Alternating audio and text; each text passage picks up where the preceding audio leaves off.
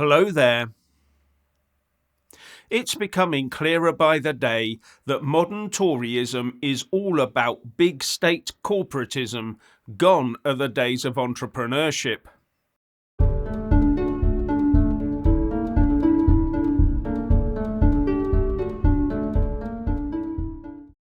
Now, if you haven't already done so, please do subscribe, click the little bell, select all, and then like and comment below.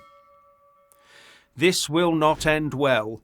If hard work and entrepreneurship is heavily punished while mediocrity of effort is rewarded, how can it ever end up with anything other than failure? It's oft been said that the UK is a nation of shopkeepers, or a more modern translation would be a nation of small businesses being the backbone of our economy. But it seems that this Conservative government is not too interested in this being a thing going forwards. No, the tax changes imposed on small businesses by the autumn statement means they will be hammered, and many will be hammered permanently into the ground.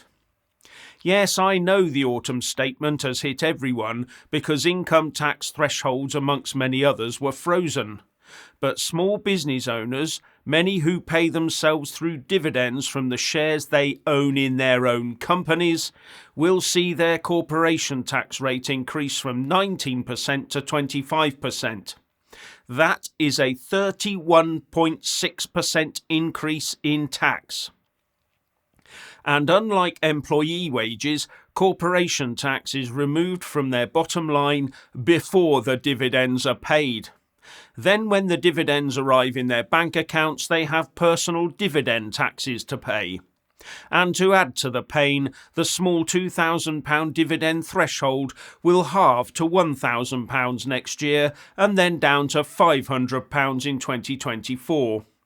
The government obviously does not like any minor advantage that those who build up their own business with their own money and sweat enjoy.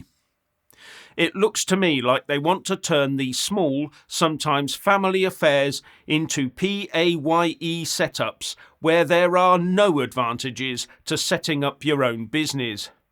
An attractive option for the government because it makes for a smoother and more easily regulated tax system where all workers are treated exactly the same, even those who put their own livelihoods on the line and work obscene hours just to start out on their own and make something of themselves. It's also a move towards the socialist system of being able to take from people what the government decides they must pay and only allowing them to keep what the government decides they need to exist. At the rate this Tory government is going, the number of new business startups will probably fold. But for the taxman, it will mean more people on the public and corporate payrolls, and that means their task is much easier. And those that aren't on those payrolls will be on the benefits payroll. The impact this will have on the UK economy going forwards, though, is probably not as favourable. And when you see that the fallout from the pandemic has caused 1 million or so of these small companies to go under, then you get the picture. As many of these businesses are the ones that were hit hardest during the pandemic, the ones that could furlough their employees, but the companies and company owners themselves usually qualified for no further help. Many are therefore on their knees.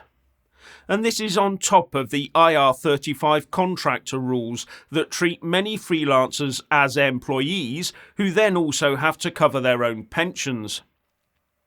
In fact, from what I've read, this policy drives out UK small businesses and attracts corporations to instead use offshored project management and imported workers. How does that help UK PLC? Well, I suppose it helps the big corporates to keep their wage bill and their UK tax bill down. Wonder what interest Tory MPs personally have in this happening. This just puts hard-working former UK company owners and their workers onto the taxpayer-funded jobless scrap heap. What will the government, whether red or blue, do when no one is prepared to set up that new small shop on the high street, for example? A new economic model where the main aim for people working for the benefit of big corporate fat cats becomes how to do the minimum at work for maximum benefit. The Tories are constructing an economy that disincentivises prospective small business owners from setting up and punishes them if they do so. The Association of Independent Professionals and the Self-Employed, IPSE, says that freelancers' confidence in their own businesses for the next 3 months has fallen from minus 11.4 in Q2 2022 to minus 17.7 this quarter. And it goes on to say that this represents the lowest level of freelancer confidence in their own businesses for the next 3 months since the pandemic and lockdown restrictions in Q3 2020. And while employed workers strike for more pay, freelancers have been dropping their daily rates to secure work, all while suffering the repercussions of late paying clients. The next government move is, of course, the central bank digital currency, the CBDC, to gradually replace cash, where all payments can be centrally tracked and taxed at source. This will be a nice starting point for that other arm of our socialist government, the Labour Party, when they get their turn in number 10. It used to be a lurch from blue capitalism to red socialism and back again every few years. We are now going ever more socialist. It seems that independence of employment, independence of action, and independence of thought are all under a combined attack in the UK, and in a lot of other countries as well. Not that it's all coordinated, of course. And now, just to illustrate to our Ramonas that the industrial action we have in the UK is not isolated to us and Brexit, Ryanair cabin crews based in Belgium, in the EU, have decided to go on strike because the company refuses to guarantee the Belgian minimum wage. The Brussels Times reports that Ryanair cabin crew based in Belgium will strike over the last weekend of the year, 30th of December to 1st of January, as well as the 7th and 8th of January, with the Express saying this will affect 19,000 travellers. I wonder if the Ramonas will try and blame this on Brexit. Now, we in the UK have an English Channel visitor problem, but in the US they have an even larger problem across their border with Mexico. In fact, El Paso recently declared a state of emergency over this very issue. And the Biden administration has been doing all it can to ensure the southern states keep that problem.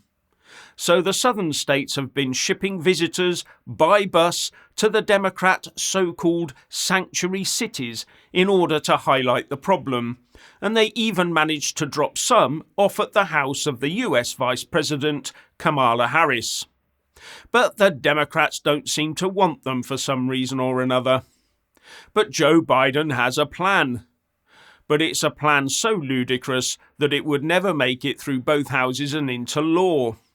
And that plan is a massive programme of amnesty, all under a bill put forward called the US Citizenship Act, that even its Senate sponsor, Bob Menendez of New Jersey, acknowledged had no chance of passage even in a Democratic-controlled Congress, reports the New York Post. And there is even a Biden plan somewhere in all of this to have Mexican officials hand-deliver people to US officials so they can then become legal and do not appear on the normal border arrest statistics. Sounds a bit like something we do. And the New York Post is also warning that the word is spreading. The time to try and get into the US is right now. Once again, does that sound familiar? And finally, when subscribing, please don't forget to press that little bell and also select the all option, or you won't get any notifications when I publish a new video. And thank you all so much for taking the time to watch the show.